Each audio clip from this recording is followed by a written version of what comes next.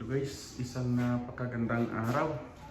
So kung inyong makikita ngayon, itong project natin dito sa basement halos patapos na. Pinturahan na, last coating na lang bukas. Para sa final paintings. So na tayo bukas. Maglagay na tayo ng carpet bukas dito. Ayun, ang ganda na guys. Hindi lang natin na-update sa pag-video para sa inyo dahil masyado tayong busy. Yan o. Puting-puti. Pati na dito sa ilalim ng hagdan natin. Yan. Mga island. Nalagay na rin natin yung mga switches. Ay, naglagay tayo ng pin light. And then pin light. Bali, 4 na pin light. Pero individual na switch. Yun ang kailangan natin. Ayan guys. At ito pininturahan na rin. Ready na ito. Ito yung gamit natin. Tingnan nyo, nakalaylay pa itong pin light natin. Tinanggal natin dahil nag-final ng pintura. So ayan. So ito yung compressor natin dahil naglagay tayo ng baseboard dito sa washroom. Tapos na lahat guys. Ito, tanggalin na lang natin yan at saka okay na.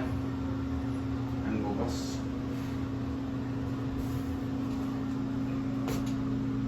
So ito yung baseboard na ikabit natin. Bala ko sana tiles na baseboard yung ikabit dyan, no? Pero gahol na tayo sa oras. Wala nang time. Ito na lang, lagyan na lang natin ng baseboard din ito bukas. At least natapos na. Maka-relax na tayo ng konti. Dito baseboard na lang din yung ikabit natin dyan para maganda tingnan sa dito.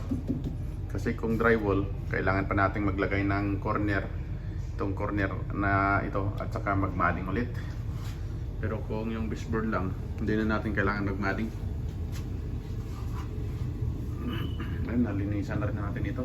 Yung lahat ng mga alikabok, tingnan nyo, makintab na. Yan, malinis na rin ito.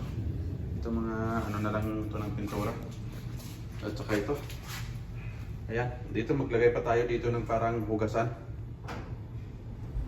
Ayan, nakaabang na rin yung linyada ng heater at saka cold. Tapos para sa drain. Para may hugasan sila dito, hindi na sila aakyat baba pa sa taas. Dito na. So ganyan na guys, ang ganda na tingnan.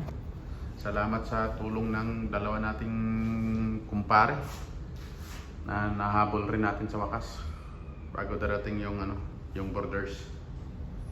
So ito, naglagay tayo ng saksakan dyan, saksakan rin dito sa baba para may pagsaksakan ng ref. Di lang totally na maganda yung pagkagawa natin guys, pero ayos na yan. Pagod na ako, masakit na yung balikat ko sa kakamading at saka kaskas ng mading para mapinturahan. Konting bagay na lang naman yan. Ayos na yan.